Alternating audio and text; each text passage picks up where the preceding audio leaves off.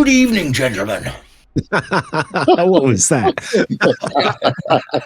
Shall I try again? Oh, God. Yeah, all right, good. That's brilliant. Yeah, go on, try again. Go on, give us another laugh. Good evening, gentlemen. Ready to rumble. Good evening, 4D. Good evening, Viv. Good evening, 4G. Good evening, Bronze. Yeah, it is Thursday, the 26th of March, 2026. Still on the Teacup, episode 57. 57 varieties of 4D saying good evening, gentlemen. Yep. I'm glad I can bring a smile to your face. Yep. Oh, yeah, 57. Yeah, that's the recipe of baked beans, isn't it? Heinz. Sorry. Yeah, Heinz, Right. 57 varieties. Yeah. Wonder what they all are. I wonder what they all are. Well, Whether it's legacy, isn't it? You've got more than that. Yeah, Now. I mean, they probably did originally have 57 different products, but I wonder if they if they have more than 57 now or less. Oh, they have loads more. Right, okay. Loads. So that is actually a lie, then, isn't it? 57 varieties. They can't use that anymore. Oh, I thought it was represented in I thought it was meant to be the 57th recipe that went right for baked beans. I genuinely thought it was to do with baked beans. Well, no, it's varieties like they do soup and all sorts, don't they? And ketchup. Salad cream and ketchup and all that. Yeah, I see. But they've got a lot more. A lot more than 57. I mean, they bought up Hellman. I think they've got Hellman's. I think they've got HP Sauce. They basically wanted to corner the condiment market, so they just went on a buying spree. They bought loads of condiment makers. As I say, like I think they got Hellman's. They definitely got they got a brown sauce, and I think they got Coleman's. I'm not sure as well for mustard. So well, I'm not sure it really makes any difference because it's like. All of these brands are owned by bigger brands, and at the top of the tree, there's only about 4 or 5 companies that own all of them anyway. And Heinz obviously fall under. It's like kind of Pepsi and Coca-Cola are owned by the same company. All that rivalry stuff was complete bullshit. Are they really? I didn't know that. Yeah, yeah. At the top of the tree, they're owned by the same whatever it is, multinational or corporation or whatever it is, whatever they are these days. Oh yeah, there's only about 4 or 5, I think. Which I could name them, but I can't remember. One of them's because Heinz are owned by someone. It's Unilever, isn't it? Unilever. One of them, yeah. Unilever is one of them. But yeah. There aren't many. Nestle, is Nestle another? Unilever, Nestle. It could be, yeah. AB Foods. Don't know. Something like that. Can't remember, but yeah. So it's all a trick, guys. It's all a trick. Yeah. It is. Brands, they don't really mean anything. No, not anymore. Yeah.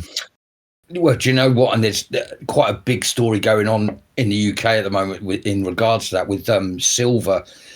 As you know, I'm quite into my silver, and I watch the markets. Not that I have the money to get involved in them, but I'm interested in that sort of stuff. And it's been crazy as it always has. But some of the more prominent bullion dealers in this country have just started to realise that the last lot of Britannias that came out of the Royal Mint. I was just watching a video from a guy that received 200. Of his 1,000 coins were all fakes, and that's come straight from the Royal Mint, and they're faking it. Yeah, they're about 35, 38. No, let me get this right. It was between 25 and 30 grams underweight, and it turns out they've got copper and nickel in them. Oh, so the Royal Mint is turning out fake stuff now. Yeah, that's the second believable case I've heard of as of today. Yeah, and the other one was 100-ish of them that were fakes. Yeah, well, if you can't trust the Royal Mint, who can you trust? Probably. It's really worrying, exactly. And you go, well, why was that mistake made? Is that someone? Because obviously it's a big company. I understand lots of things can go wrong, but is that a foreign person getting in there to try and ruin them, or is it that they've run out of silver and they're trying to cover their costs? It's crazy. Yeah. I don't know, but it's crazy. How long has this been going on for as well? Has this been going on for years? Is someone like giving off the top, as it were? Someone clipping the coins? Huh. Well, no. See, it's actually mixed with different metals, so it's not even, it's that. It's actually, I don't know. They obviously don't melt the silver there at the mint. So whoever is melting the silver and bringing it to them ready to be minted is clearly doing the dodgy on them. I don't know. So the Royal Mint are just taking it, and so they're actually producing the coins, but they're not actually producing the metal. The metal is being given to them, and they're just making it into coins and bars. Yeah. So I would have assumed so. Yeah. So if that's the case, they're not doing their due diligence and checking the actual stuff they're getting, are they? Indeed. And you kind of like to think that if you're getting your silver from the Royal Mint, that's the safest place to get it. A lot of people that collect silver say, stay away from eBay because eBay, and you don't know if it's real silver, and you have to buy a testing machine. And there's lots of ways you can test your silver. But I've had some bullion stuff. I've never tested any of it, and in some of the conversations I was looking at, that everyone was saying, "Oh shit, I need to check my silver now, or check my gold and make sure it's not fake." But this is just a 2026 thing that's just happened now. But who knows? Yeah. Well, it's just been discovered now, so yes, that's right. Yeah. Yeah, it doesn't necessarily mean it's just happening in 2026, which is, it's casts a shadow over everything. It's like I've got stuff from a year or two ago. It's like, okay, is that stuff sort of dodgy now as well? I don't know if it is or not. I've got no way of testing it. It's not a great deal, but still, it's something.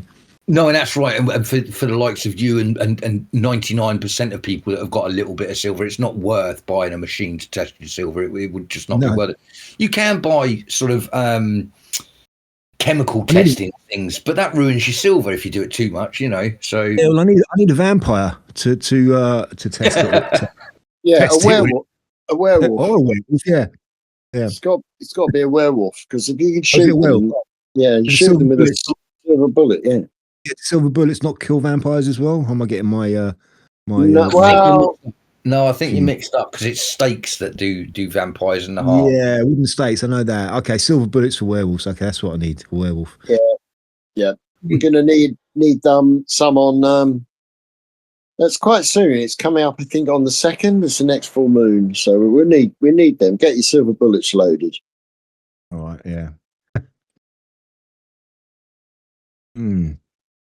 Funnily enough, someone was selling some silver bullets on one of the places that I get my silver from. It's an auction site, and I must admit, I loved the idea of owning a silver bullet. I think they were going for I think there was an ounce of silver, and I think it was going for £120, which isn't bad for sort of collectible silver. But yeah, owning a silver bullet, that would have been lush. I love that. Yeah, I tell you what, more than ever, I wish I could own a gun. Forget about the bullets. I'd really like to own a gun these days right now. That would certainly, give me a sense of security. Yeah, we've been completely disarmed. Yeah. Yeah, and funnily enough, they're just moving to ban crossbows in the UK. Funny you should say that. Yeah, of course they have. Yeah, of course. Before you must be being an ex-army guy. You must be well up on guns and what have you, the use of and maintenance of. Yeah, absolutely. It was, especially as a squaddie, it's your bread and butter. If you can't do that, you're not a very good squaddie. Yeah. In fact, they get you to the point where you can strip it blindfold, or strip your SA-80 blindfolded. And I've often said I haven't touched an SA-80 for, well, however long it is, over 15 years. And I think I could probably still strip the one down and rebuild it in a quick time. It's so in my brain. But yeah. Yeah, I just like to be able to do that. For a start, I just like that kind of skill and knowledge. Yeah, it's a cool. I mean, a lot of people pay a lot of money to go to ranges and just to know what it's like to fire a gun at. But I would say, I think it's you watch it in the movies, and obviously none of that is. I love watching them where they're one-handed with two guns and they're going in blazing, and like if you've actually fired guns, you say to yourself, what a load of rubbish. You just wouldn't be able to do that. It's just the blowback on the guns is too immense. Yeah, well, I actually did look into it a few years back because although guns are for the most part illegal in this country, you still can have licenses to own guns, and there are actual gun clubs in this country. But I think most of them, you won't find any handgun clubs, or if there are, I couldn't find any. Most of them will be like kind of shotguns and clay pigeon shooting and stuff like that. But actual ranges where you can go and shoot handguns and sort of automatic or semi-automatic rifles, I really don't think they exist in this country, and that's what I'd be interested in doing. Going shooting some handguns. I think. Well, they do exist because you've got close combat, close support people that still have sidearms. Yeah, but are they open to the public? This is the thing. They obviously receive training, and that training is specialized. And even if they are, the membership is probably really expensive, and exclusive, I should imagine. Yeah, and also it's so hard in this country now. Anyway, you like, for instance, you just said about me being an ex-squaddie, but the fact that I've got PTSD means that there's no way they would even entertain allowing me. And I'm probably the safest person you'll ever come across with a gun. So, but. Yeah. Yes, was it Viv that just said, we've been disarmed. We were disarmed a long, long time ago. Wasn't it recently Rupert Lowe was just fought and won to retain his shotgun license, wasn't it? Yeah, well, he's a farmer. So it is quite common for farmers to own shotguns. So, I'm sure I heard him on a chat show saying he had about 3 different licenses. So, i.e., it's not just a shotgun that even he had. Okay, I wonder if he got into power, he might give us a referendum about gun ownership again, about reclaiming our rights to own guns. Seems kind of the sort of thing he might do. He's not said anything about that, but it seems the kind of thing that he might possibly do. I would imagine. Interesting. Yeah. I hadn't actually thought of it. People would be up in arms. Sorry about that. It's a very well, that's what we do. We talk. I was just going to say it's one of those things people don't like to talk about, gun rights. But again, I think it's, even though guns kill people and they're a very scary thing, I think that's what you need in a civilized society, because of the fact that there are bad people out there with those devices. It's a really difficult conversation, especially with PTSD. I'm anti-violence now, anti-guns, anti all of that now, but I still understand the need or the want for average person to be allowed to be armed for his or her own safety. Yeah, I understand that, especially when the police don't do anything. Yeah. You've got no support from the police.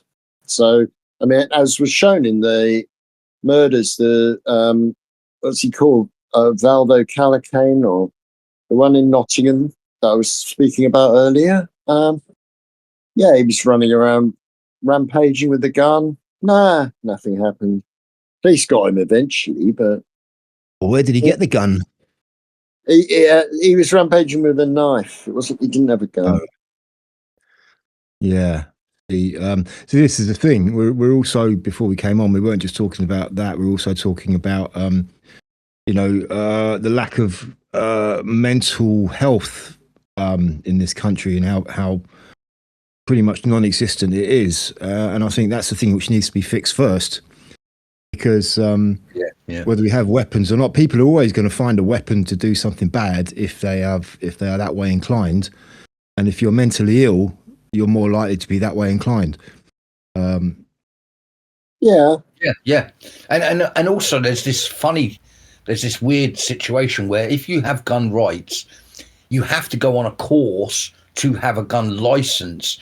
It's actually, so much more regulated and safe than what we've got at the moment, where it's just knives out there in back pockets, which you can't. Well, it would absolutely have to be really heavily regulated, massively regulated. Absolutely. Oh yeah, absolutely, and trained. A lot of Americans, they take pride that they take their eldest son to the range every week and make sure he knows how to clean it, how to use it respectfully. Because again, it's a thing that can kill. So you have to have full respect, and I think that's why you get a safer society. Because instead of it's not the idea that everyone just gets a gun and shoots it off. Actually, they start to learn.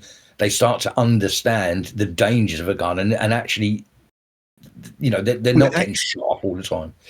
Well, yeah, it acts as a deterrent, because anyone, wanting to commit gun violence, if they have it in their head that any number of the people out there are also armed and they're just as much in danger of being shot.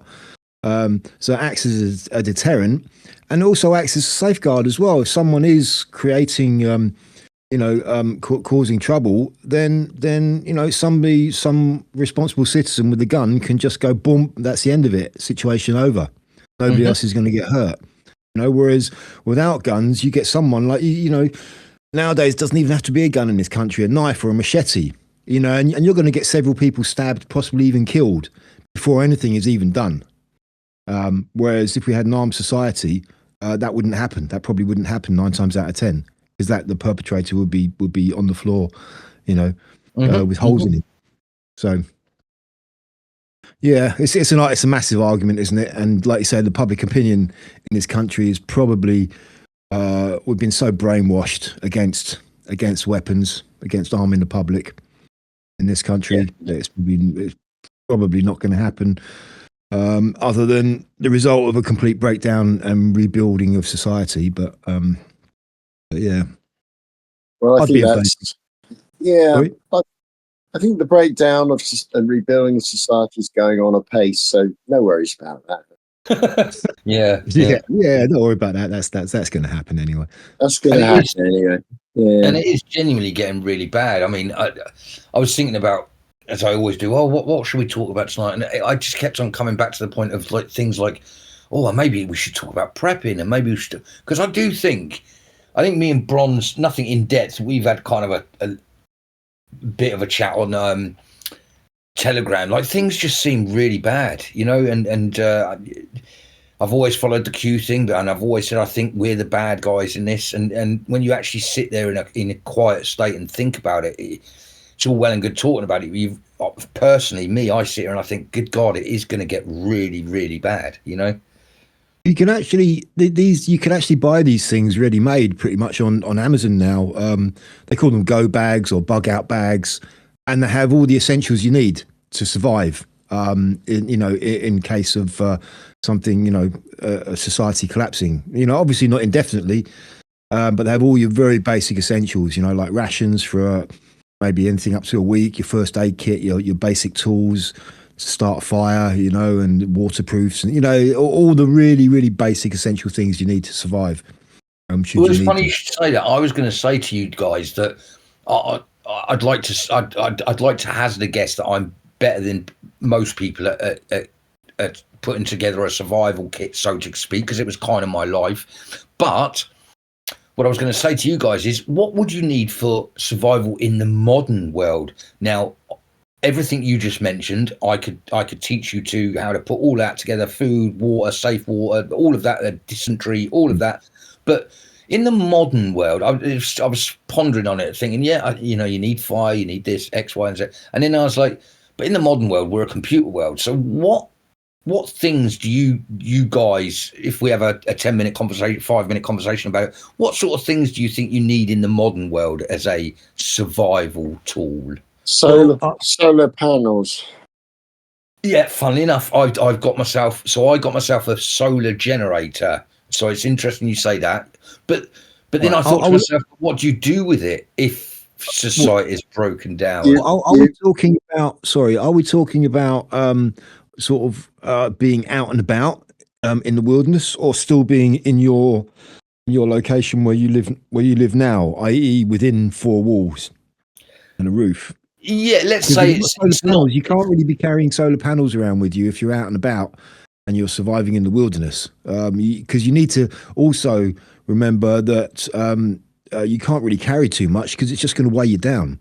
So, But you know what? I think that's why I was thinking about the modern world. So so to answer your question, still in your house. Let's say that it's not an apocalyptic type thing. It's that let's say yesterday a missile had hit London, and London had been taken down, and all of our internet connections to the country had been taken down, and it was a major situation.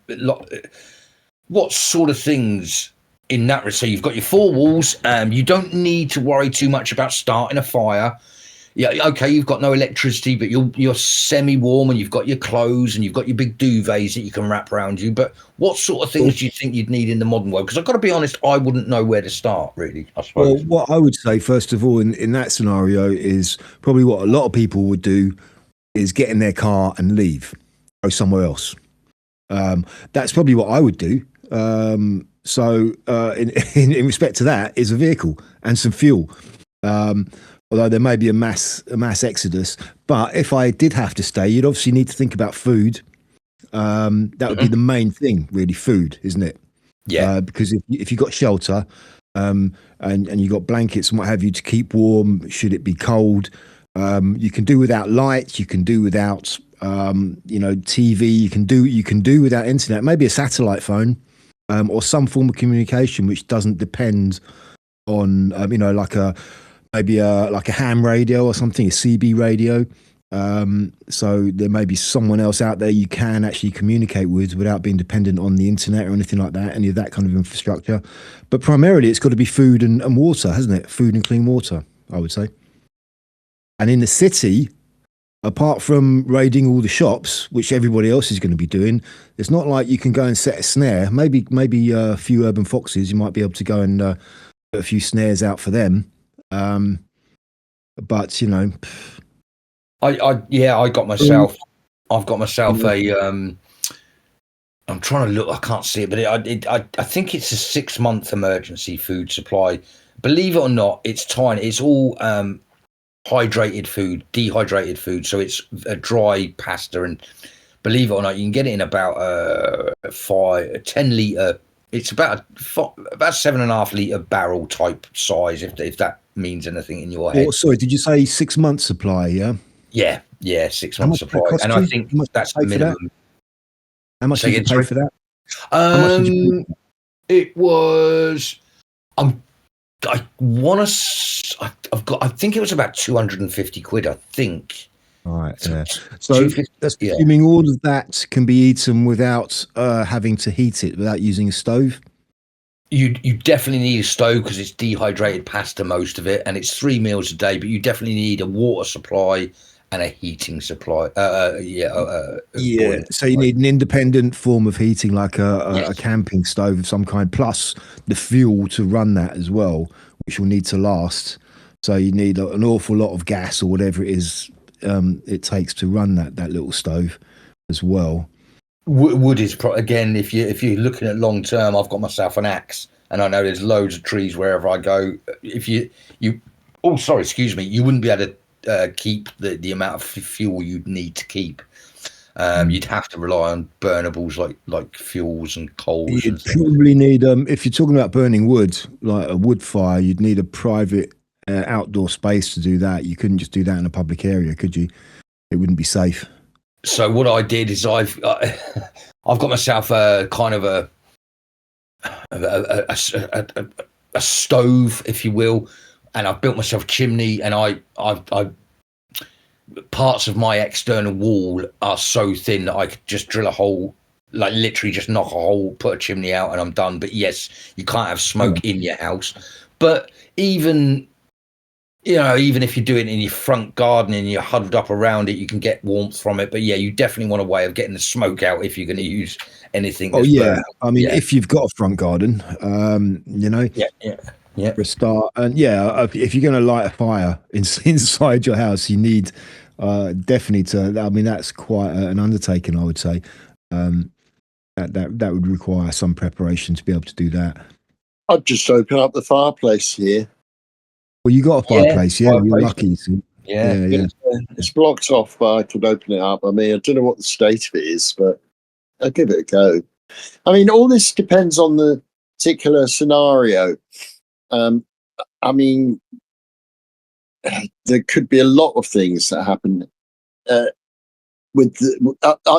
expect in the future a lot of blackouts and brownouts.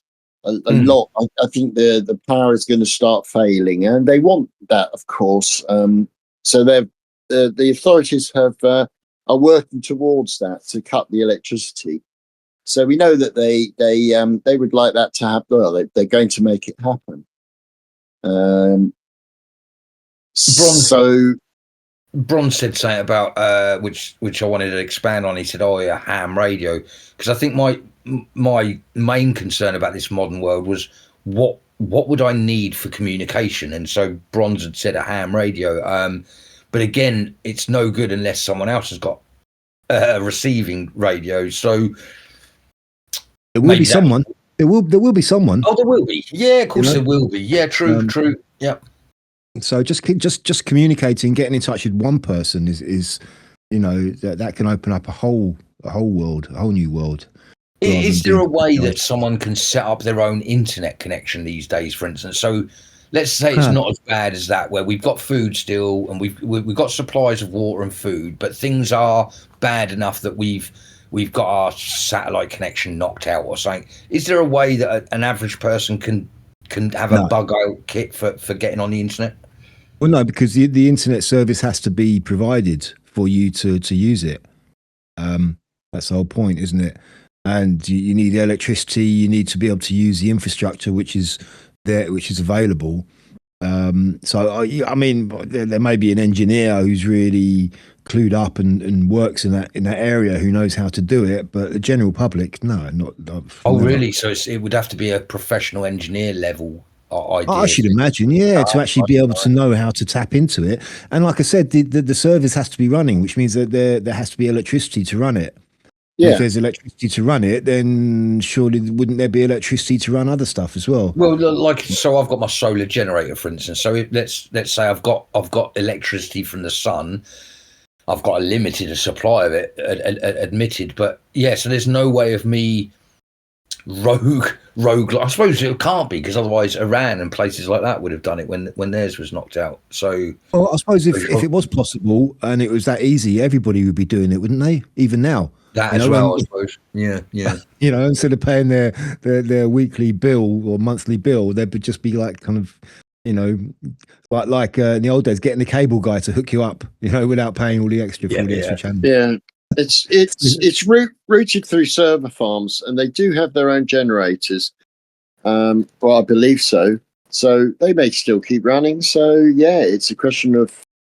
Yeah, that's why I said so. In that scenario, Viv, what purpose? Because they won't be making any money from the general public like us, because as far as we're concerned, all the services are down and not working. So and they do require, those server farms require an awful lot of energy to keep running, because those servers they're huge. They're huge. But you can turn your own computer into a server. I mean, essentially, they are really. Well, that's all a server is, but it needs to be very powerful. It needs to have a lot of storage space, depending on what you want to use it for, I suppose. But it needs to be high speed. Yeah, it's about routing it, and that's why I did talk about small solar panels. I don't mean the large ones that you see on roofs, but ones that can perhaps power a little computer. I've got one that's about 3 foot by 4 foot, I'd say it is, and You need it out there I've tested it, and you need it out there in good sun all day just to get a couple of hours electrical charge out of it. It's not the greatest. You get photovoltaic then that produces electricity from light. Well, not just sunlight, you know. Yeah. Something else more basic to be taken into consideration with solar panels. If you stick it outside your window to collect light or sunlight to create energy, in that situation, somebody's going to come along, look at it, and go, "I'm having that," and they're going to nick it. So you've got to find a way of protecting that as well, you know. So well, don't forget your solar panel. Well, you are obviously right, but you can have your solar panel on the inside of the window because the sunlight still goes through the glass. Okay, yeah, all right. If you can work that, then yeah, that's fine. But you are right. Yeah. I mean, food, water. That's essential. Shelter, heating. Food, water, and shelter. They're the three things, aren't they? Really, food, water. Well, they are. Something you both haven't mentioned, and no one ever mentions it, and that's the hygiene side of it. You know, making sure you don't get dysentery. So you've even got to make sure you've got a system of getting rid of your waste, your shit and your piss, because that's a easy, sure way to pass away.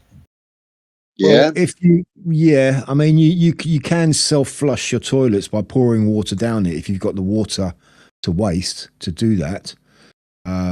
Fair one, true, fair one. Yeah. Yeah, if you're living indoors, and if you're outdoors, then you can just go and do it in the woods, can't you? Yeah, but you chuckle like that. But the thing is, if everyone around you has the same idea, you just have a pile of shit at your doorstep. Literally, you know, they've just gone to the tree round the corner, and it don't take long for your whole street to be wiped out from dysentery. Well, I would. Well, I would imagine if everyone's living within their accommodation, that they would use the toilets still and just pour water down if water's available. But if I'm out in the wild, then I'm probably don't imagine myself living in a little commune out in the woods. And if, you know, with loads of other people, and if I was, there would probably be some arrangement with regards to that, you know, go and dig a hole somewhere that everyone can use, or just arrange for everyone to do it in a certain way. So to avoid that.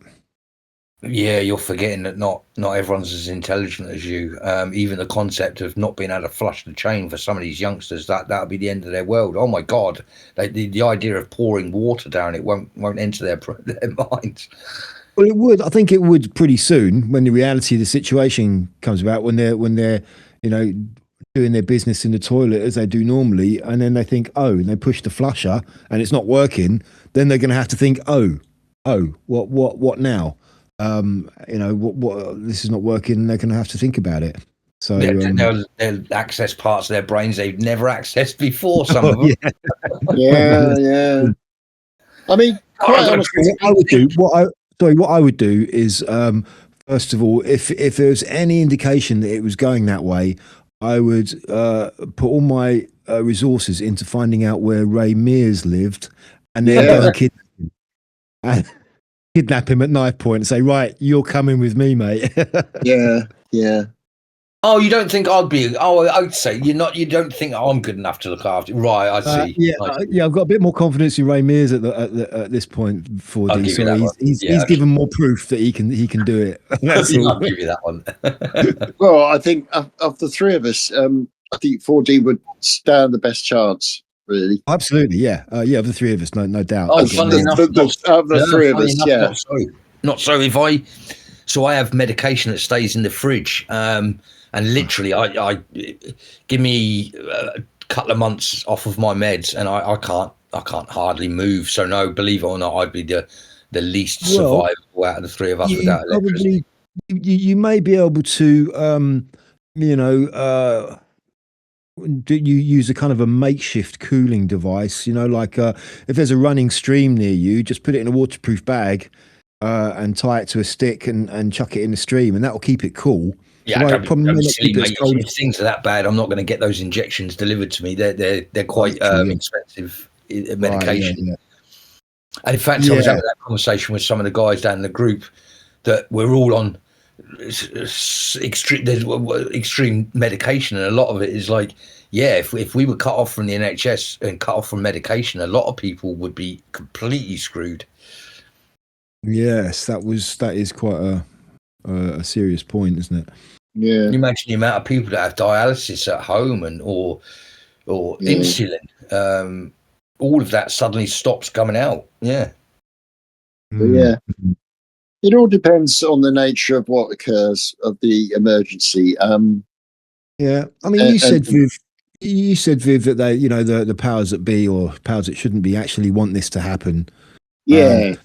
I'm kind of in two minds about that opinion. I can kind of see what you mean by that, but also at the same time, I don't think they really do. That they maybe do, but they don't really. If that makes any sense, because this could backfire on them especially.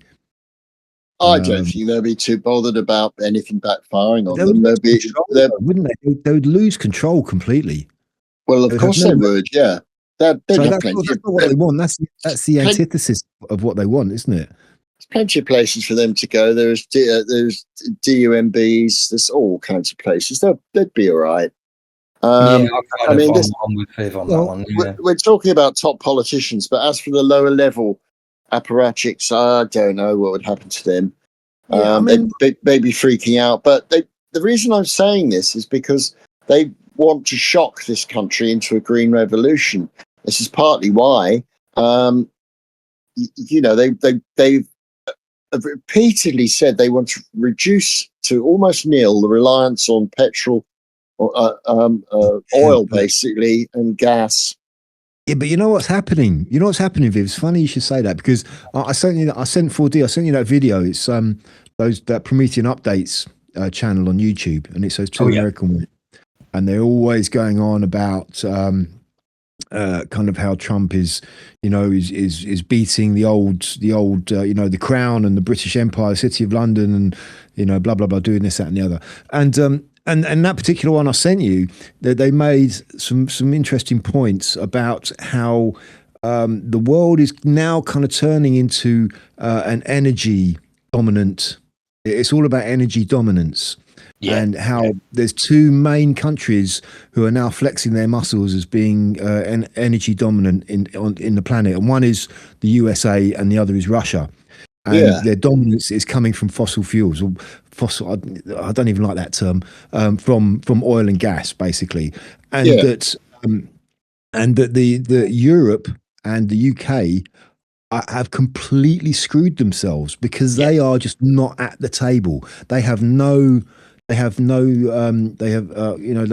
cards in this game, because they've completely gone down the route of green, renewable, solar, the net zero thing, and it's going to destroy the UK and Europe, because that's not the way the future is going now.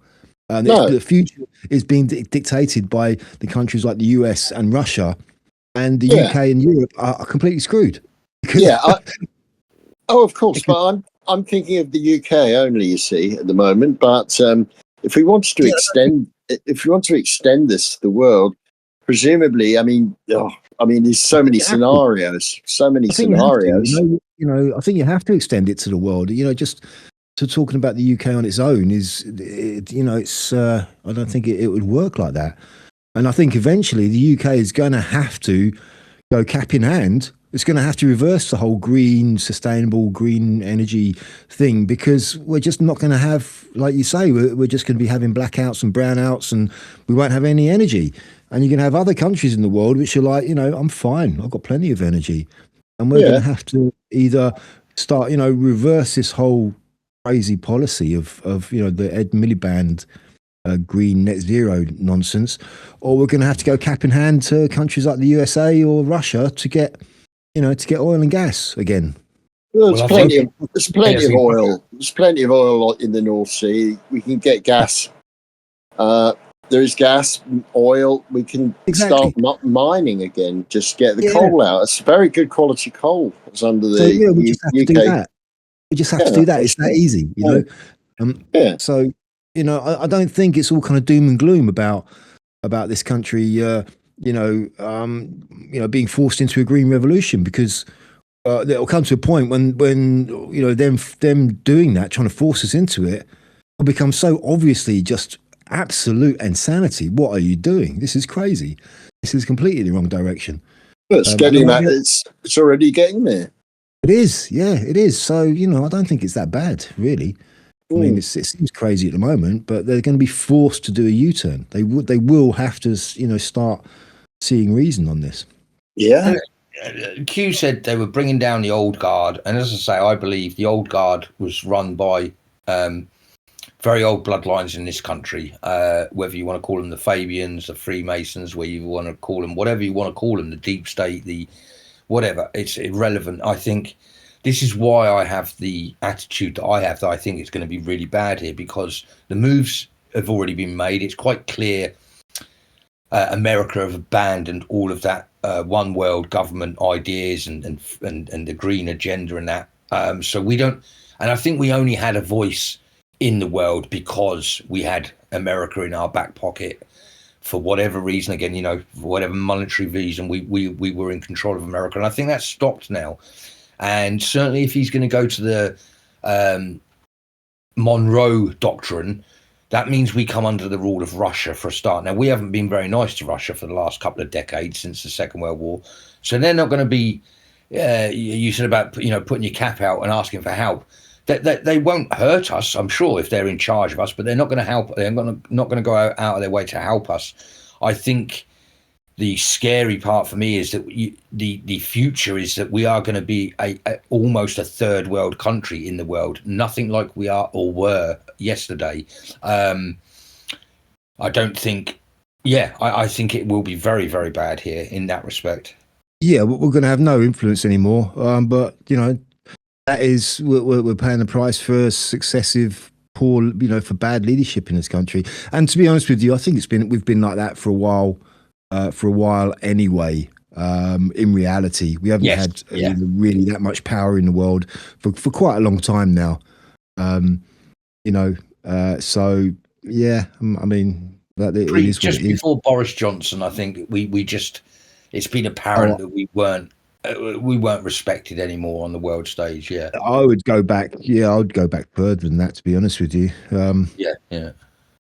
But yeah. I'd go back. Ooh. It kind of 120 years. Sorry?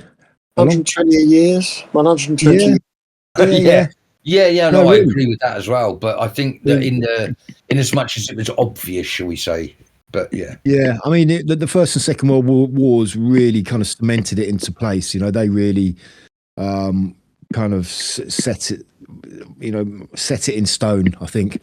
With regards to the British Empire actually going, that was it. That's the end of the British Empire. Those two world wars really cemented it in place, and it's been a steady decline ever since.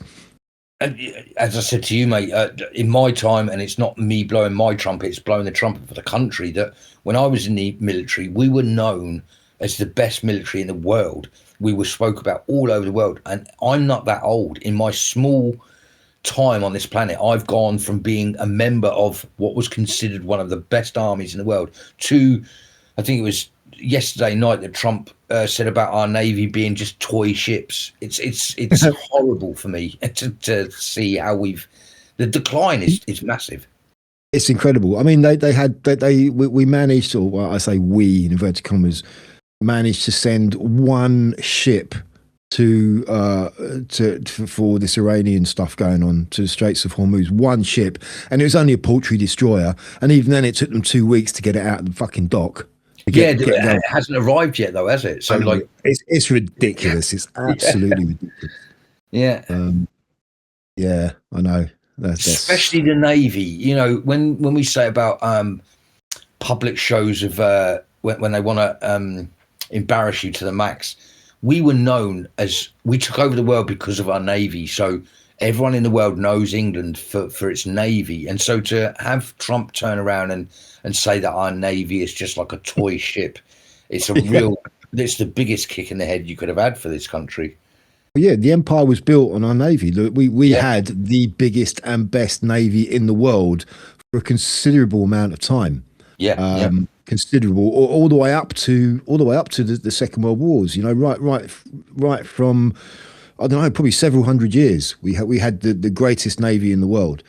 Yes, and And it wasn't until the invention of the biplane that we then weren't the greatest country in the world. Until then, we owned all the oceans, and that was the best way to control the world. Then we went up into the sky, and we fell behind. Yeah, yeah, well, it's like that's very songs American. now, like "Rule Britannia," are completely obsolete because the second Yeah, line of that is "Rule Britannia." Britannia rules the waves. that's right. Yeah, You yeah, can't yeah. sing that anymore, can you? That We've one's got gone. 2 aircraft carriers. That's all we've got now. It's Yeah, Yeah, with probably one aircraft between them. yeah, yeah, yeah, yeah. Yeah, it's ridiculous. It's absolutely ridiculous. yeah. But it is what it is. So, But that's what I we've mean, got to look forward to. It's going to be, that's the. I'm being doom goblin, Greta Well, Thunberg this week, but I think it's going to, it's really bad. yeah, well, every cloud has a silver lining. It may not be, on the face of it, it may seem like, it's because of our tradition and our history, something, oh no. But, it may not be that bad. It may be a Yeah. blessing in disguise. I mean, we're kind of all. I mean, I know myself and Viv more so perhaps than you 4D, but we're kind of, we're well, we're all proud Englishmen, aren't we? And I have no problem with seeing an independent England rather than the Britain. I think Viv probably feels the same way. I believe, and oh, 4D. yeah. I Yeah, certainly do. and to I'd do go that, much further than both of you, but yeah. there we So go. we're talking about the dissolution of the union, of Britain. We'd be quite happy to see that go by the by, and part of that process is downsizing. That really is what it is, downsizing. So, True. and that is kind of what's happening. And actually, just sorry, as an aside to this, slightly off on a bit of a tangent, this is one of the things which I'm a bit unsure about Ben Habib and Advance, because he is, the bottom line for him is the union. Anything which threatens the union to him is a no-go area. Yeah. I was listening to him talking. He was giving an interview, and people, they're talking about certain scenarios, and he was saying, "Oh no! If that happens, and then that could lead to the union breaking apart, and that's absolutely, I'd never want that. That's the last thing I want to happen." And I kind of thought, that is one of your top priorities, and I don't think that should be a top priority. So I think he's testing the water. I think he's genuinely. I've said it from the beginning. I think he's part of Lowe's team, believe it or not, and I think they're testing the water. And it's a good business plan. If I want to have a political party, and then I persuade you two to start another political party and get you two to ask the dodgy questions, find out where the public is, and then I've got more savvy on where to go with it. I think there's something like that going on with Nick Tenconi, Ben Habib, Lowe. I hear today that I don't really know what to make of it, but that Nigel might join Lowe. And my thoughts on Nigel. I thought I turned my back on him. I think he thought he was a disgusting person, but maybe he's part of the whole finding stuff out. I don't know. Well, so sorry. First of all, I want to apologise for completely hijacking the conversation onto the political situation in England, which I seem to have done now. That's all right. While we're there, I was kind of thinking about that as well myself the other day, about coalitions, and especially coalitions of these parties on the so-called right, and if reform were to, in the next general election, whenever that will be, I do believe reform probably will get the majority of the votes, but quite possibly won't get enough to form a government on their own. So they will be forced to form a coalition with someone. And I was kind of thinking, who would that be? It's either going to be the Conservatives, or it's going to have to be with Restore or Advance or UKIP or any of those other parties who have a significant significant enough amount of the votes for them to make up enough to be able to form a government, if you know what I mean. You still think Nigel's going to be? Has got the best chance? I do, yeah. Right. Okay. Yeah. I do. Yeah. I mean, okay, polls. You know, yeah. I don't want to rely on polls, but all the polls have Reform ahead at the moment. I think the biggest threat comes from Labour and the Greens, or Greens even, a coalition between them, which could well happen as well. So I'm kind of thinking that I think the most likely outcome is Reform getting the most votes, but not enough to form a government, and then they will probably have a coalition with the Tories. That's what I reckon will happen. I don't think Farage will form a coalition with Restore or with Ben Habib Advance. I don't think that will happen. I really think Restore Britain are going to be the ones that take the next election. I'd love that. I can't see it at the moment. I really can't see it. I'd love that to be the case, but they're on their way to 200,000. He had another thingy out that they're on their way to 200,000 now. The numbers just seem to going up as membership. Yeah. Yeah. Labour had a big membership under Jeremy Corbyn, but they didn't get in. Fair one. Yeah, fair one. Yeah, and I mean, look at all the momentum that Reform have had over the past couple of years. That they are a new party. They've only been around 2-3 years, and they are leading in the polls. They are doing very well, but they're still they couldn't win that local by-election the other week. That down. That's right. They couldn't win that. They didn't win in certain ones there was other ones as well which they didn't win. And it's kind of like, well, polls don't mean anything. No, they don't. The only poll that's important is the exit poll, yeah. And that's by the time everyone's cast their vote anyway.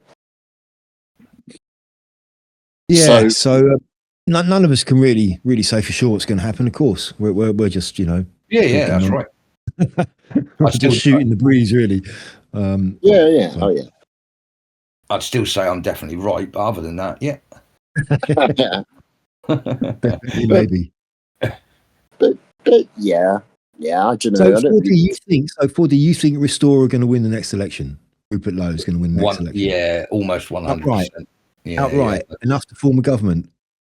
I think the big stopping point is going to be that they might not have anywhere near the amount of MPs it's going to take. So I think they will have to enter into negotiations, and I think that's where Reform, Tenconi, and that will sort of come into it. But I think they'll be under Rupert Lowe. And sorry, go on. No, I was going to say that way round. Yeah, it does seem a bit more feasible if Rupert Lowe and Restore have the leverage. Then I think it is more likely that Reform would form an alliance with them, would form a coalition. But that's with Restore having the leverage. But if it's the other way round, I don't think that would happen. I don't think Reform. No, the other way round, and that's why I think it will happen. The way I'm saying it, because I think the country didn't need a Nigel. We needed someone a bit more forceful to level the pendulum out. I genuinely do. And I listen to the kinds of people, everyone wants to sort of say that the kinds of people that are following Rupert Lowe are very hard, right, and very get rid of everyone. And I'm not seeing that. I'm not really seeing that in any of the chats.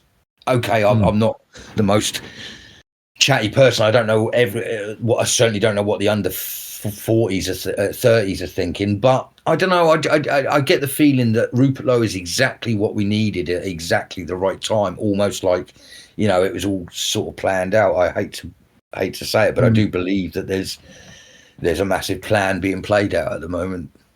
Well, we'll see in May. We'll see what happens in May. Yeah. Oh, and someone around here got their voting polling card, so I think hopefully my name won't be too long before I get my polling. Well, I would say these local elections in May are a bit too early for Restore to really make a mark because, Yeah. you know, they really haven't got themselves up and running yet. They've only just been registered as a political party. So, but I'd say that already they've moved quicker than Restore did. Reform, you mean? Sorry, Reform. Yeah, now those two words are too similar. Yeah. Well, then they need to get their candidates. You know, they need to get their candidates up and running and in place in all of the constituencies, which is that's going to take a long time because I remember it took Reform a long time to do that. So it's going to take Restore a lot of time to do that as well. So it's unlikely that you're going to see Restore candidates on any of the ballots. I would say in these local elections, very few, if any. Actually, that reminds me when you were saying about gas and oil, both of you, and you said, "Oh, it'd be easy," but it's like this. It takes a good 10 years to start to buy a mine, start a mine, get the workers in, get the training done. Well, more than 10 years, 10 to 20 years it takes. For what? Sorry, for what? Drilling the North Sea or getting the coal mines open and really bringing us back to the world. Well, surely most of the infrastructure is already in place because that's what we've been doing, isn't it? I mean, the coal mines were shut back in when most of them were back in the 80s. That was the Thatcher thing, wasn't it? Shutting all the coal mines. So that may take a little while to get back up and running. But we are still drilling oil and gas in the North Sea. It's not completely shut down yet. It's not completely, but there's nothing new happening. And I think to get an undertaking like that, it's very minimum 10 years before you'd get anything out of it.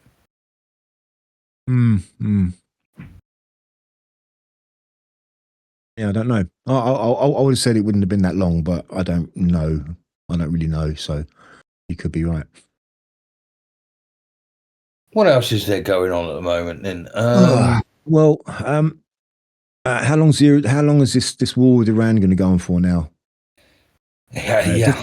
Is Trump in control? Does he know what he's doing? Because he is just screwing everybody up. He's just sending the media crazy because nobody knows what the hell he's doing. It's quite funny on one hand because everyone's just going, he doesn't know what he's doing. All they're saying is that they don't know what he's doing. Well, that's it. The deep state own the media, and so it's actually the enemy that doesn't know what's going on. That's why I like it. I absolutely which is a real Trump tactic, I think. So yeah. And apparently he's having these secret negotiations with certain sections of the Iranian regime, and Iran is apparently just denying it all. And apparently they just sent him a gift of all these tankers full of oil, or it's I mean, all we've got to go on is what we're seeing reported. And most of it in the mainstream media is just not worth it's just not worth considering at all, I don't think. No. There's no way of knowing because they don't know what's going on. So how can they be telling us what's going on? Absolutely. Yeah, absolutely. And I think it's a good thing. As I said from the beginning, it's bad for us as a country because it's going to come back to bite us, but it's a good thing in the long run, definitely. This control system has to come down. I just hope it does end pretty soon, though. I hope he he's talking about ending it. He's talking about making a deal. They want to make a deal, and I hope that's right because fuel prices are just going up and up here. They've gone up again, another 10p per litre. It's just crazy.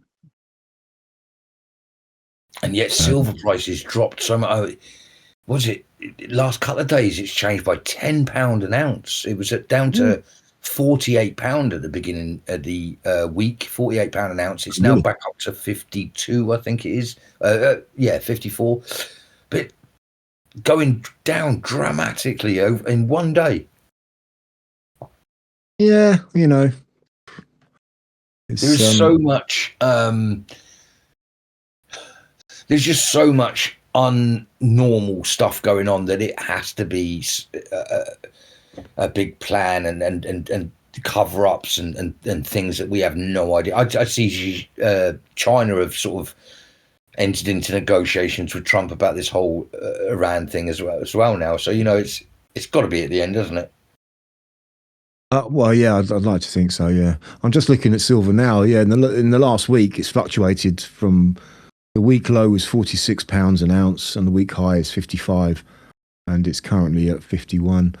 So yeah, it's crazy. Very up and down. Every week in the last couple of weeks. Yeah, sorry, go on, Viv. I think so. Don't need to worry about it because it's fake anyway. Yeah. It's all fake. It's not silver, really. It's just tinfoil. It's just bits of lead wrapped in tinfoil. That's all. Yeah. I'm gonna have to find someone with one of those testing machines and see if I can borrow it. Mm. Yeah. You've been quite quiet, Viv. What Yeah. say you? Well, I don't think anything much is going to change in my area. They have allowed elections, but I don't know. I mean, I see the Greens basically as will be the winners in overall. I think in elections, I think they'll do very, very well. Isn't that crazy? Because they are absolutely insane. Yeah.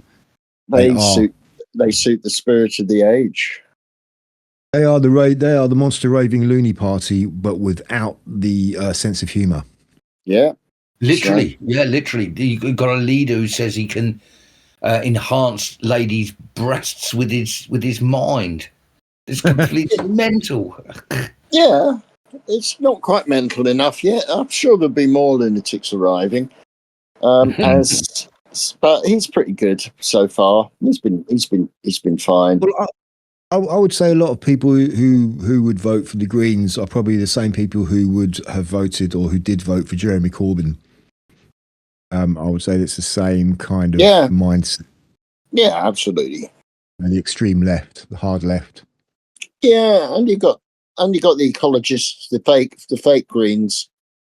It's drawing quite a lot of people. I mean, Labour will lose a lot to the Greens. The Greens will pick up votes from all over, from all sorts of randoms as well. Isn't it sickening how both the Greens and the Labour, the Greens and Labour are just completely pandering to for the Islamic vote now, like really just shamelessly, just bending over and taking it just to get the Islamic vote. It's really sickening. That's what they do, isn't it? Yeah, but they're so shameless about it now. It's just so obvious. Yeah. I mean, the leader of the Greens. You say that. Oh, sorry. No, I was going to say you say it's so obvious, but still, no one's getting up and saying, "Well, hang on, we've got to stop this." 10 years ago, people were saying we're being taken over, and no one listened. Yeah, I think the goalposts are starting to move. I do think that we are getting members of Conservatives now standing up and saying things where they never would have said things like that 5-10 years ago. So, I mean, the irony of it all is it's just how what such an idiotic move it is. The leader of the Greens, this guy Zach Polanski, right, which is not his real name, which makes me really wonder. It's like if you're going to choose. If you're not going to use your real name and you're going to choose a pseudonym, why would you choose the name of a known pedophile, as in Polanski? Polanski, yeah. Roman Polanski is a known sex offender. Why would you choose that name? Right? Anyway, sorry, that's just by the by. But it's well brought up, mate. But this guy is he's a gay guy, right? And he's going full on for the Muslim vote. It's like you just don't get it, do you? You do not get it.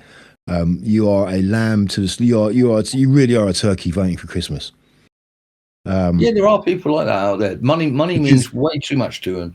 They don't see what's right in front of them. No, they don't. That's what I'm saying. It's like it's just completely. The short-sightedness of it is just astounding, really. In my opinion, it's just like this guy. Wow, what an idiot! What an absolute idiot. Yeah. Another clown to real clown world. He's dangerous. He's a very dangerous clown. Of course he is, but aren't they all? They're all dangerous. Yeah. So is that woman that's I don't know her name, the ginger-haired girl that's just a bit of a disaster for the Greens, but she just sounds evil, looks evil, she doesn't look like she's got many brain cells working on overtime. Oh, they've just shifted their priorities, their ethics, their ethos. You know, they're believers. They believe in what they're doing, I think. You know, so I think they'll do pretty well. Yeah, sadly. Yeah. That should be fun. I mean, it's just to me, this is all entertainment. I don't hold up any hope whatsoever. None at all. Zero. Well, yeah. I mean, sorry to sound negative, but I just deal with my own shit. I wish I could see it as entertainment, Viv. I do know what you mean, but I wish I could. But it's all too real, you know. And the effects, the possible effects of this, are not good, and they may not be. Yeah. They may not be particularly escapable either. So I'd love to see it as pure entertainment, but I just can't. Unfortunately, it's too concerning.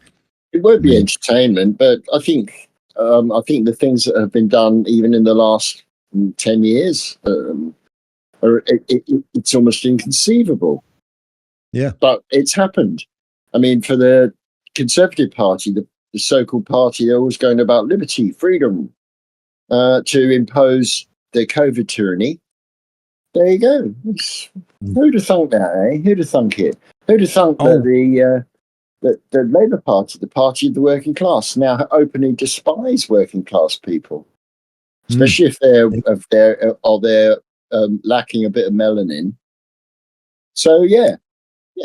Well, the political landscape is definitely shifting, no doubt, and but it's those two traditional, the big two parties are now being replaced. That they have completely lost the plot, and they're now being replaced. And the Labour looks like they're being replaced by the Greens, and the Tories look like they're being replaced by Reform. So now it's kind of like the focus has to go on the Greens and Reform. It's like, right, okay, these are the two new contenders now. Yeah, and it's all about kind of the big parties have got. The big parties are, they've got a lot of advantages, and I'm pretty sure they'll be reinventing themselves. I don't think we'll see. Well, we might still see Starmer. That would be hilarious. In charge after May, it's possible. But by the time of the national elections, I think the complexions of the parties would have changed completely. I'm not sure that Starmer staying or leaving is really that relevant anymore now. He's been in there long enough. I think it would have been far more meaningful had he gone or been kicked out last year sometime. But the fact that he's still there now, he's still hanging on. And even if he does stay after the elections in May, I don't think it's going to make any difference. It may even be the best thing for him to stay for all of us at the end of the day. Oh yeah, I mean, yeah. But I was the guy has to be a sociopath, I think. Sure, sure. It's like I mean, if just imagine, say Viv, right? You have a job, your job, and it's a high profile job, right? You have a high profile job, which puts you, so everyone in the country knows who you are. Okay. Yeah. And everyone in the country is viewing you as doing a really bad job, and as such, the majority of the country despise you for doing a very bad job.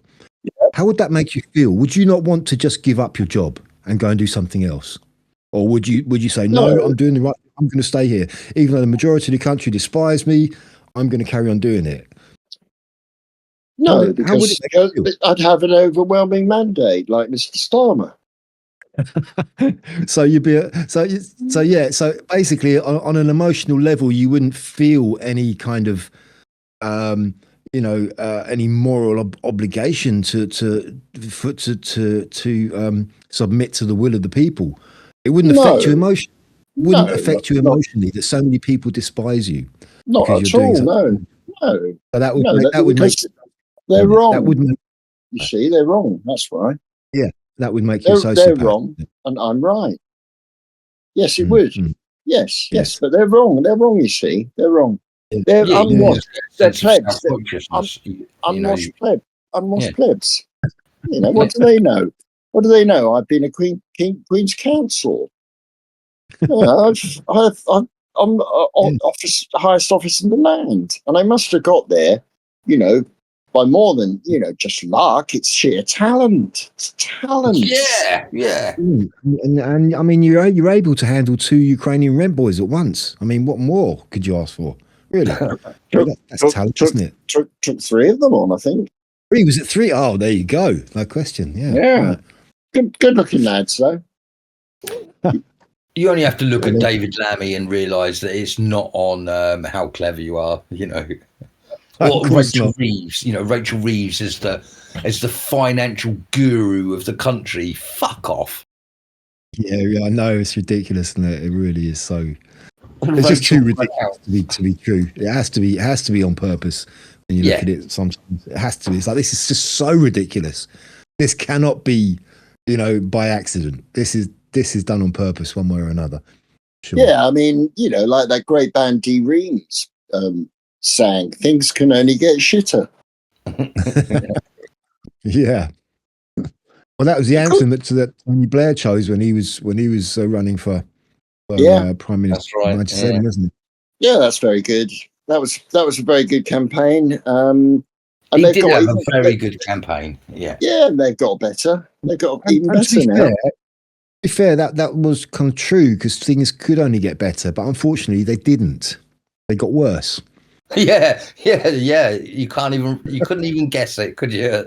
Well, in a sense, it's a meaningless slogan, because it's talking about a future that hasn't arrived yet. Mm. Mm-hmm. And it's a bit like when people say, it's very, very telling, the globalist slogan, "Build Back Better." Because to build back better means that you have to destroy first in order to build. Yeah. So they're busy. They're busy destroying, and it's going very well. Really, it's going very well. Why would they change course? Because they're not. Well, they're trying. Well, I mean, but they're not getting it all their own way, though, are they? This is the thing. No, but you've got to accept the rough with the smooth. You know, the plebs don't know anything. You know, I think they've bitten off more than they can chew, to be honest with you, and they're losing. One way or another. We shall Unfortunately, see. them losing means a great deal of discomfort and suffering for the likes of us. In the meantime, well, you know, you can't make an omelette without breaking a few eggs. So, you know, this is collateral damage. One death is a tragedy. 1 million deaths is a statistic, as Uncle Joe said. Viv, I love it. You just denounced the meaningless slogan and then just followed it up with 3 meaningless slogans. Exactly, because they're all meaningless, aren't they? Really, you know. The slogans are all very well, but action is the thing, and we're getting plenty of action. I mean, look, they're dealing with some of the many serious problems we've got in this country. You can now abort a baby at the point of birth. Yeah, well, that's what the Greens want. No, it's gone through Parliament. Hang on, you're wrong on that anyway, because it's not called a baby. Apparently, it's just a cluster of cells until it's born now anyway. Yeah, exactly. Thank you. Right. Yeah, it's just a cluster of cells. Just nothingness. Yeah. I mean, even when they're born. It's sickening. It is. It's sickening. Mm-hmm. Oh, that's progressive, though, isn't it? I mean, but you see these. What was the guy that was shot America? Charlie Kirk. You know, when you go back and you watch his when he went to the schools and talking to the kids, you see it in their eyes. They truly believe. You know, as much as it might make you angry that they're talking, it certainly makes me angry that they talk about a baby as a cluster of cells. But you look in their eyes, and they're not sociopaths. They're not trying to cause an up. They actually truly have been taught that and believe that to be true. And that's the part that really gets at me. Yeah, the men are supposed to be the most heartless people in the world, and I actually feel I've got a lot more heart for babies than this new generation of women, and that's bad. Yeah. Yeah. Yeah. But anyway, back to prepping. I think once you got your food, once you got your shelter, all that. I mean, this is presumably you don't have to run from your house. Why would you run from your house? That's the question. Why would you do that? I don't know. I'd go into my house. I'd fortify it. I'd also make sure that I'd got as much weaponry as I possibly could, because people will be coming for your stuff. That's it. When you're the clever one, you've got to be even more clever, because they'll be after you. Yeah, so you're going to need to fortify your house. You're going to need.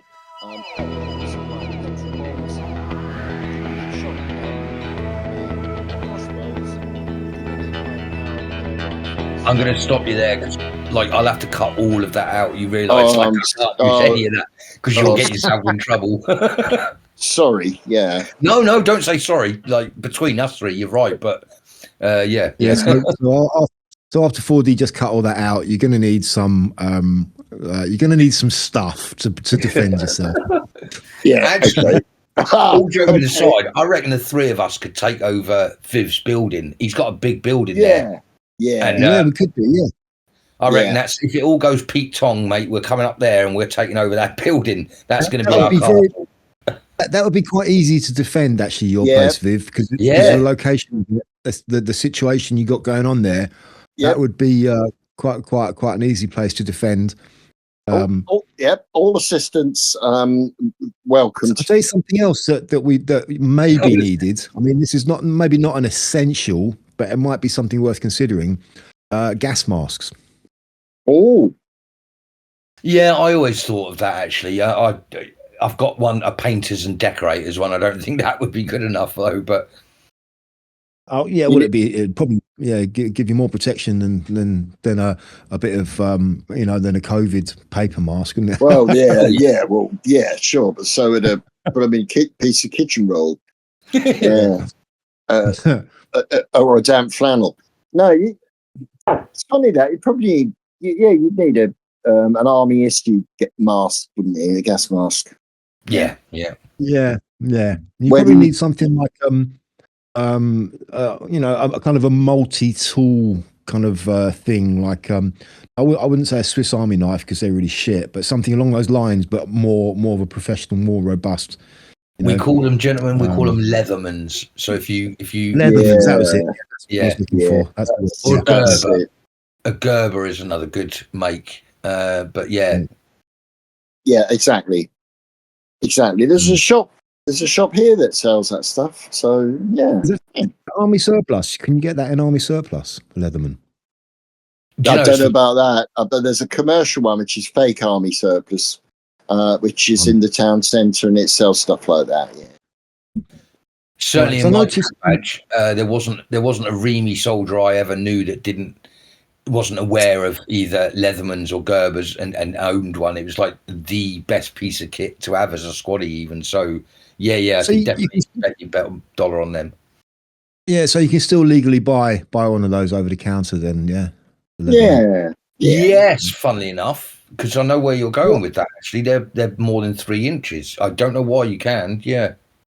All right. What about, would you know? Because I noticed I've got an Army surplus not too far away from me, and last time I went in there, I noticed they were selling .17 air rifle pellets. I noticed they sold those, but they didn't sell .22. I didn't see any .22 pellets. But they're kind of pea shooters, really. But the 22s, I mean, you can probably bag yourself a squirrel or something along those lines, a rabbit with one of those if you needed to.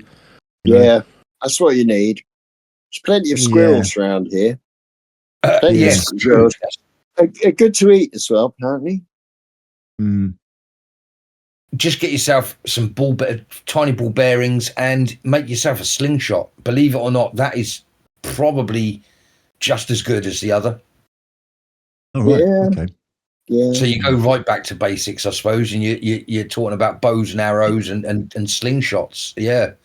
I don't know. We used to make slingshots as kids, and I know some of the guys made some outstanding ones. Mm. Mm. Wasn't it? Isn't it cow gut you use for the pulley back bit? Isn't it? It's something like that. But anyway, yeah. I don't know, we used to use rubber bands, elastic bands. Yeah. Not that we ever made any. We never really used to make those sorts of things when I was a kid. We tended to make more. No, yeah, not really. We used to make kind of makeshift bows and arrows, really crappy ones. It didn't work, but yeah, they never worked. Yeah.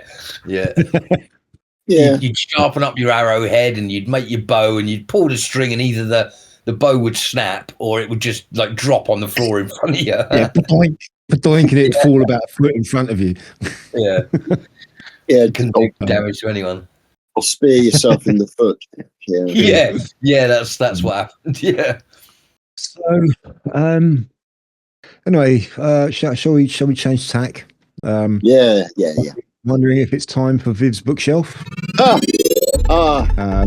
Viv, what have you been reading this? I'm just reading more disturbing domestic horror, weird stuff at the moment. But I have bought a book by Vandana Shiva, who's a proper ecologist. She's an Indian ecologist, and that's turning out to be interesting. It's called The One versus the 1%. And she's very good. She's still alive. She's a Hindu. She's got one of those a huge red dot on her forehead, and very articulate, very interesting. Got it in for Bill Gates, but who hasn't? Yeah, rightly so.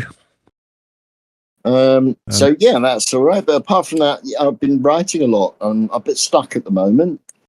Stuck. Just your latest masterpiece. My latest masterpiece. I did read your call handler one. Oh yeah, is that what it's called? What was it called? The Claimant. The Claimant. That was it. Yeah. That took quite a downward turn at the end. That's what I'll say about that one. Yeah. I mean, that one went off the rails very quickly. I did pepper it with just what's going to happen. I put little bits in that you could. Once it happens, you realise. Oh, I see. Yeah, those they must have gone over my head. I didn't really. It kind of caught me by surprise. It's like, oh, he went there. yeah, he does go there. Yeah, for various reasons, which I tried to explain through his psychology. That he wants to be alone. He's a hermit, but he also craves company. He's got this problem with balancing the two. But he gets to be a hermit. He's got what he wished for. I guess so. Yeah. Yeah. Not quite the way he wanted, but yeah, such is life, eh? Oh yeah, hey ho. Mm-hmm. Maybe we'll have to get you to one day read out one of your short stories, and for the likes of me that don't read. Yeah, I suppose that's an idea, isn't it? Yeah, I suppose that could be an additional thing. It could be 15 minutes, 15, 20 minutes. That's all it would take, wouldn't it? I could do just an additional thing. Yeah. I reckon I could do that. Yeah, Jack and Ori. Yeah. Viv and Ori. Viv and Ori, Jack for grown-ups. I'm having trouble with my new one though. I've got two new ones going, but the one I need to get going is I'm thinking that there's a war broken out. Okay, and the enemy, I don't know quite who I'm going to designate as the enemy, have dropped a new psychedelic weaponry on the country, and everyone is hallucinating like mad. Why has nobody thought of that before? That's kind of semi-happening already, isn't it? Yeah. That's right. Yeah, that would be an extremely effective weapon, I have to say. Yeah.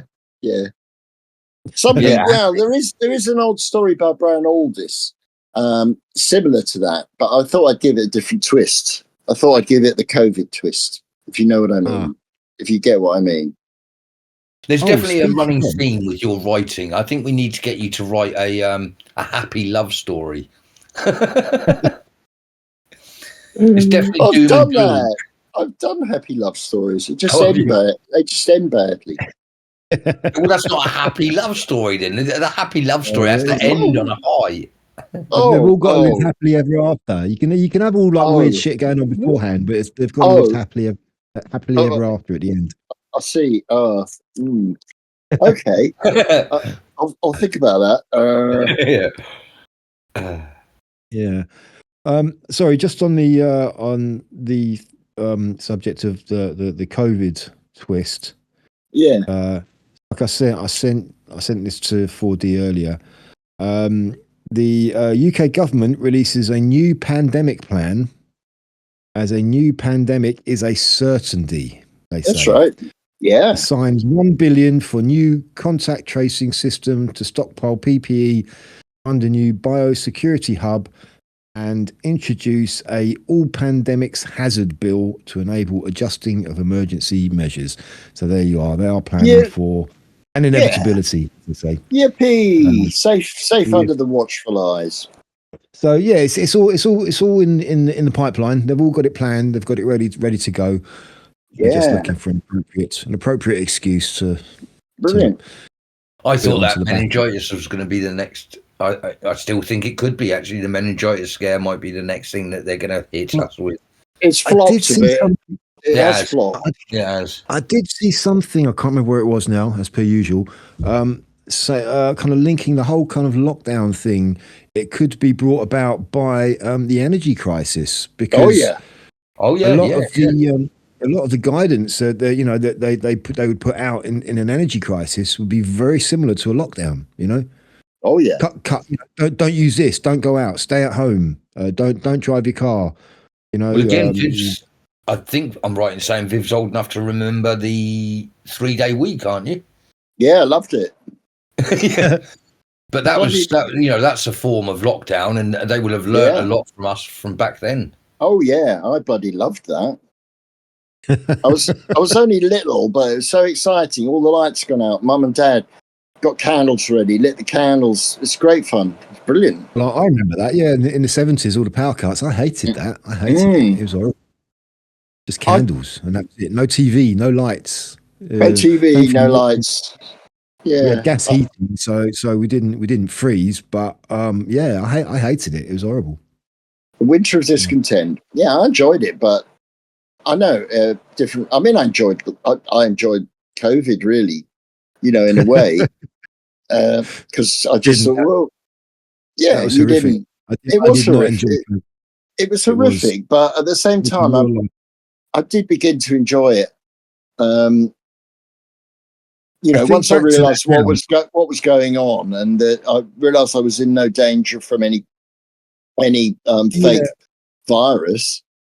Yeah, but that's my attitude all the time. Oh yeah, of course. But I think back to it now, and it just fills me with horror. What happened? What they did to us? What we went through? It really does. When I think back, it was disgraceful. But I'm eternally grateful that they showed their teeth, that they bared their teeth, and they showed the contempt and hatred they have for the people of this country. So, if you don't see that, that's fine.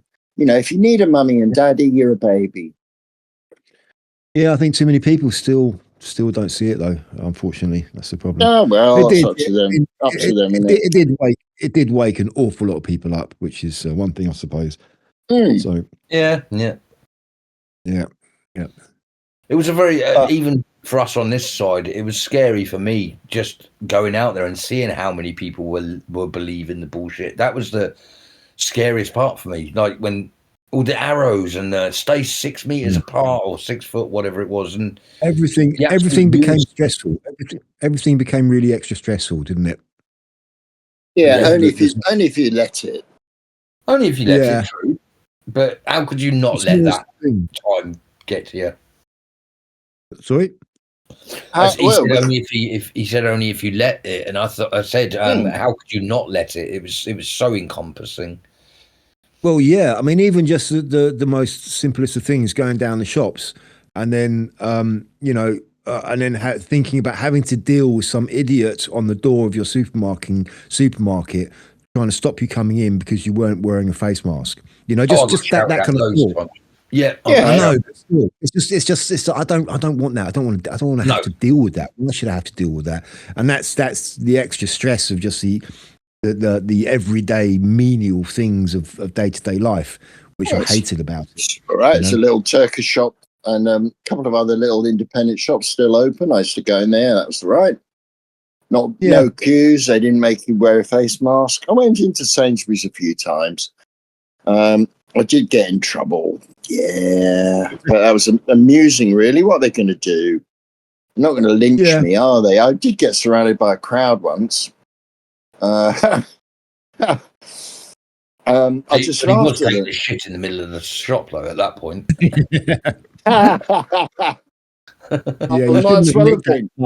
you shouldn't have stolen that stuff. That was. I mean, I might as well have done that because the way I was looked at by people, you know, and then people calling me selfish and all that. It's just.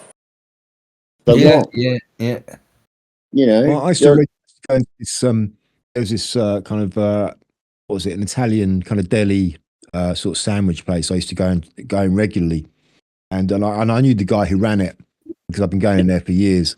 Portuguese guy, and I know really they used to do some great food, great coffee. I always used to go in there, and COVID came around, and I still went in there, and I never used to wear a mask. And then one time I went in there, and there's this old boy in there, and he just bought his stuff, and he turned around and he saw me, and he did this wide arc around me to get out, and he muttered under his breath, "Oh, you're not wearing a mask," right? And I just kind of laughed at him. And then the guy who ran it actually kind of like, he said, "Oh, you're not wearing a mask. I love that. That's really great." And he was like, he was just complimenting me on not wearing a mask. When I see people in the street wearing masks now in a shop, I make sure they can see me.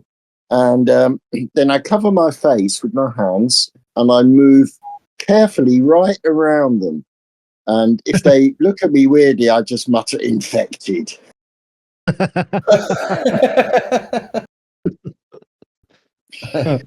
Which is a bit ambiguous. What do they mean? What does he mean, darling? Does it mean that we're infected? Yeah, it does, because you're showing you're infected. You think you're infected. It looks like you're infected. You're wearing that bloody stupid face nappy thing. Yeah. So it'll be all right. Cope with that. I'm worried about losing my job, but I won't lose my job because I've got a union. And they'll hammer them. I've got Workers of England. So they'll be onto it. It'll be all right. Looking forward to it, actually. You rebel. Yeah, just be myself, you know. Yeah, you're rebel. Yeah, well, maybe I am. Yeah, maybe I am. You still got the fight. You still got the fight in your Viv. You know. Yeah. About you just kind of retreating from society and not having anything to do with it. Yeah, it's like right. you still got that. You still got that fire burning in you. Of course I have. Fight. Yeah, of course I have. No, it doesn't mean I don't want to retreat. I mean, every day I see things getting worse in this town. Every single day, there are more and more people on weird street drugs stumbling around. People are looking ill. They're looking really ill. There are more and more people sleeping on the streets. More and more shops closing, and the council just gabble on about how they're making the town just great. Yeah. Well, that's unsustainable. That can't go on forever, can it? So he'll be re-elected. They'll carry on. They're doing fine because they know better than us, you see. And when you know better than us, when you've got that absolute certainty, you can plough on through all adversity. You'll be all right. That's when you know you're a true liberal. That's when you know you've arrived as a liberal idiot. When you have the superiority, the moral superiority that you just know that you're right. Totally. Yeah, regardless. I mean, no one's like that Dutch prime minister in the, when was it, 18th century or 17th century? A crowd of people gathered around him and killed him and ate him. You know, well, they're not getting that. That's not happening. It's not happening. Not yet. Anyway, so that'll be all right. No worries.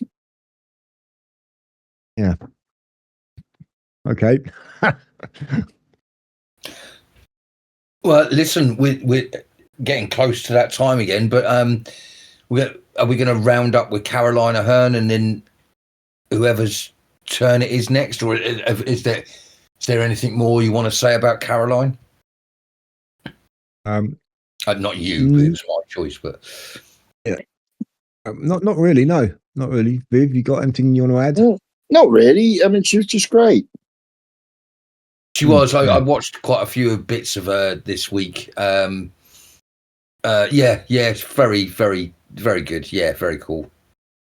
Okay, well, I believe the next pick is Vivs. Right. If you want to have a think about that next week with that. Okay. Okay,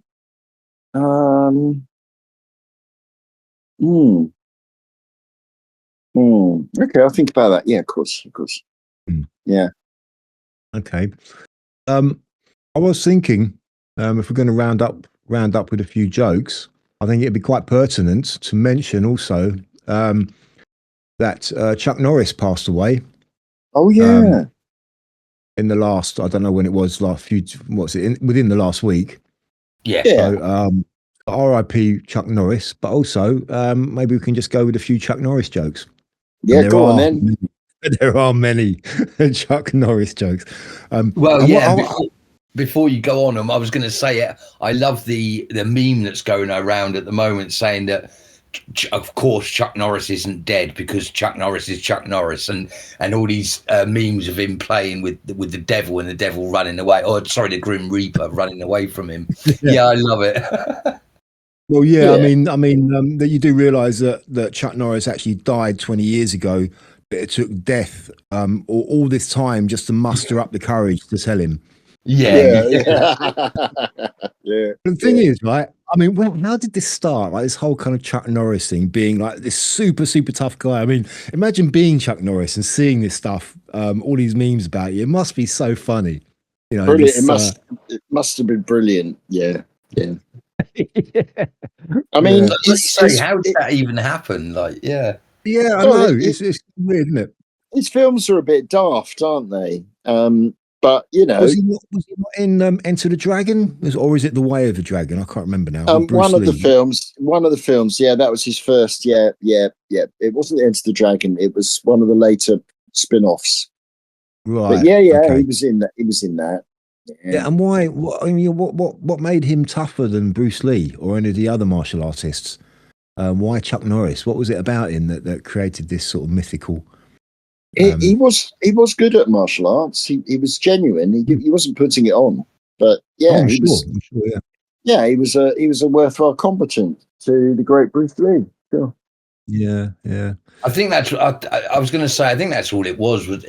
He was the Americans' version of Bruce Lee, and so they just built him up to make sure that he outdid Bruce Lee. You know, that's kind of all it was. I think. Right.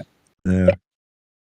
And funnily enough, because I know you're going to have some great ones, so I'm just going to quickly say I just saw this out of my corner of my eye. I just thought, that's quite good for Chuck Norris joke, and it was oh, now I've lost it. Where was it? Oh God, Death once had a near Chuck Norris experience. Yeah, that was one of the ones I was going to. Right. Yeah, I mean, I've got a whole list here. It's, I was going to say, lead away, mate. Lead away, yeah. Yeah, Chuck Norris doesn't read books. He stares them down until he gets the information he wants. Time waits for no man unless that man is Chuck Norris. Chuck Norris breathes air 5 times a day. The flu gets a Chuck Norris shot every year. I don't get the 5 times a day one. Breathes air. Yeah, I don't know. I'm just reading them. In the beginning, there was nothing. Then Chuck Norris roundhouse kicked nothing and told it to get a job. When God said, "Let there be light," Chuck Norris said, "Say please." Oh, nice. The dinosaurs looked at Chuck Norris the wrong way once. You know what happened to them. Chuck Norris's tears cure cancer. Too bad he has never cried. Chuck Norris can dribble a bowling ball. If you want a list of Chuck Norris's enemies, just check the extinct species list. He really is just the ultimate man, isn't he? Yeah. Well, yeah, according to the jokes. According to the jokes, yeah. Yeah, Chuck Norris counted to infinity twice. Chuck Norris can do a wheelie on a unicycle. Can do a wheelie on a unicycle. Well, nice. Yeah. Chuck Norris once won a game of Connect 4 in 3 moves. When the boogeyman goes to sleep every night, he checks his closet for Chuck Norris. Yeah. The dark is afraid of Chuck Norris. Chuck Norris makes onions cry. Yeah. Because actually, Yeah, I mean, the it's true. jokes aside, he was famous for actually doing proper martial arts fights in the Middle East. Oh, that's right, in Asia, wasn't he? Yeah. Yeah, So I he don't know wasn't much just a about him, to film be honest star. with you. Yeah. Yeah. He was a genuine martial artist. Yeah, genuine martial artist. He was, yeah. There's no doubt about that. When Chuck Norris does a push-up, he's pushing the earth down. He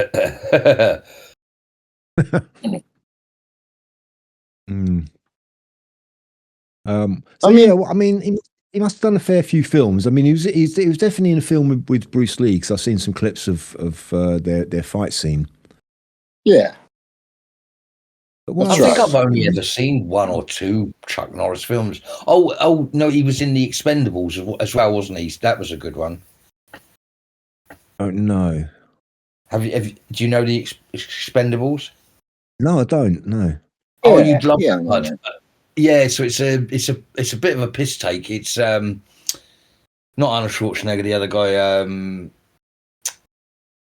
Rocky, who Sylvester Stallone. He had this idea of bringing all the 80s action hero film stars into a film in the modern world. So if you look up that, it's all everyone you can think of from the 80s, from Sylvester Stallone, Arnold Schwarzenegger, the one we just mentioned, Chuck Norris, all of them, and it's a real piss take of what it was to be an 80s superhero sort of in the film. Is that the Expendables? Expendables, yeah. And I think there's 3 of them. There's Viv, I think. Expendables was 1 and 2, definitely. Then it maybe a third one. Not sure. Okay, yeah. All right, I have to look those up. Chuck Norris once kicked a horse in the chin. Its descendants are now known as giraffes.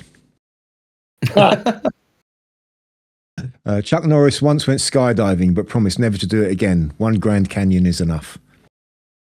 We live in an expanding universe. All of it is trying to get away from Chuck Norris.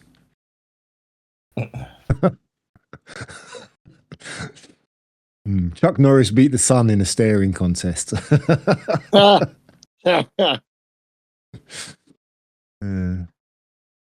He did really well, though. He did really well. All these jokes about him, he did really well, definitely. I mean, that's a legacy, I tell you. Chuck Norris was exposed to the coronavirus. The virus is now in quarantine for a month. Yeah. There you go. I think that's enough Chuck Norris jokes. That's Chuck Norris us out, I think. Yeah. So there you go. So yeah, I'll have to look up some Chuck Norris films and have a look actually now. Yeah, because basically he's done a lot of films. He's done a hell of a lot of films. Yeah. Okay. I didn't realise this. A lot of them with Canon films as well. But yeah. And a lot of martial arts training films he did, or instructional things. Yeah. Hmm. I'm just looking at the films he's done. Yeah, there's quite a lot, really. Oh, Yeah, there's a new one. There's a new one coming out called Zombie Plane. That looks good. Really? Zombie Plane. There's a new Zombie Chuck Plane? Norris film coming out called Zombie. I like that. That's a good joke. I reckon I can tell you, it's one of these high concept films. Basically, it's on a plane and everyone's turning into zombies. And Chuck, he deals with them. He's going to deal with them, isn't he? Oh, I did actually genuinely think you were joking about a zombie film. No, I'm not joking. Sorry. Right. Yeah, it's a ghost film that's going to be released starring Chuck Norris, where he kicks the afterlife. Yeah. He was in The Way of the Dragon was the one with Bruce Lee. Yes, there we go. Yeah. And he's played a starring role in the television series Walker, Texas Ranger. Yeah, that's right. Yeah, that's the big one. Yeah. I think the film to watch here is going to be Lone Wolf McQuade or possibly Delta Force. But Lone Wolf McQuade is got really good reviews from like proper film reviewers like Roger Ebert, who said it's really good. I mean, you kind of think of cheap knockoff films when you think of Chuck, but I don't know. I don't know if that's the case. I don't know. Lone Wolf McQuade is a neo-Western action film, according to this. It stars Barbara Carrera. So, I might just have a look at that one. That must be the one I've seen, actually, I think. I don't mind a bit of Barbara Carrera. No, who does? Yeah. Who doesn't mind? I mean, well, I suppose some people don't, but he's done a lot. He was in Dodgeball. He had a cameo in Dodgeball. No, really? Yeah, the Ben Stiller film, yeah. Yeah, I didn't know that. And the Expendables 2. See, there you go. R.I.P. Chuck Norris, yeah. Yeah, indeed. Amazing. We should all rest. Oh, go on. He paved the way, didn't he, for the 80s action heroes, really, I would say. I guess so. Because action heroes in the 80s, who do we have? We had Schwarzenegger, we had Stallone, Jean-Claude Van Damme. Dolph Lundgren. He was around. Yeah. Van Damme, was he more 90s? Jean-Claude No, Van Damme? he was, well, I think more late 80s, 90s. Yeah. Right. All of those are in that film that I mentioned. All of those are in Expendables. Yeah. Oh, really? Yeah, every one of those is in it. And so is, who's the black guy that played the vampire? Oh, yeah, Wesley Snipes. Wesley Snipes, he's in it as well. Oh, right, yeah. He was very good in Demolition Man, I thought. Yeah, Demolition Man was all right. But, that was that was Stallone, wasn't it? Demolition Man. That was kind of a bit odd, that one. It's a bit odd, that film. It's a good satirical portrait of the future, really. It is, yeah. The comedy seemed a bit out of place to me. It seemed a bit like, I wasn't expecting that. yeah, I know. But and actually, ironically, the police force in that are very much similar to the police force we have today now. Yeah. We're not equipped to deal with this kind of danger or whatever it is he says. Yeah. And they have swear boxes. He loses credits when he swears. I've been charged 1 credit for a violation of the. Yeah. Well, of course, like Chuck Norris, I've got to rest in peace, guys. I'm getting too old to be up talking too late, so I'm going to have to. Yeah. Cut it short and say that I'm going to disappear. All right, Grandad. I know. All right, then. Off off to your Ovaltine, your midnight, your bedtime drink. Yeah, and so well, it's the first next Wednesday, so I wish you a happy New Year in advance, Viv. Thank you very much. Yes, Yeah. What are your New Year's resolutions? Just staying alive. All right. Okay. Laughing at life, I suppose, as well. Oh yeah. Okay, so until next week. Yep, indeed. Next week, gentlemen. See you All later. right, yeah, take it easy. Bye. Bye-bye. Take it easy.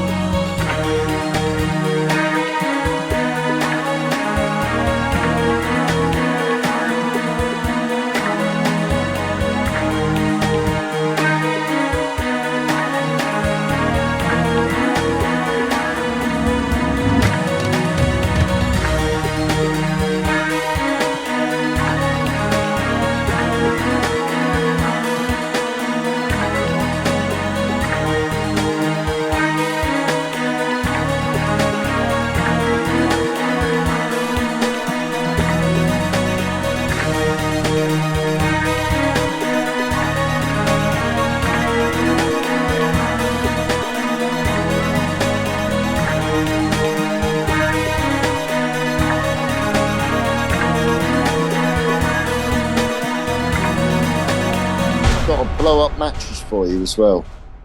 Yeah. Oh. Is there a blow-up doll that comes with that? Yeah. Oh, yeah. Of course, you get one with the mattress. Didn't you know? Haven't you bought a bloody blow-up mattress lately? It's really good. The full kit. Yeah. All right, good. All right then.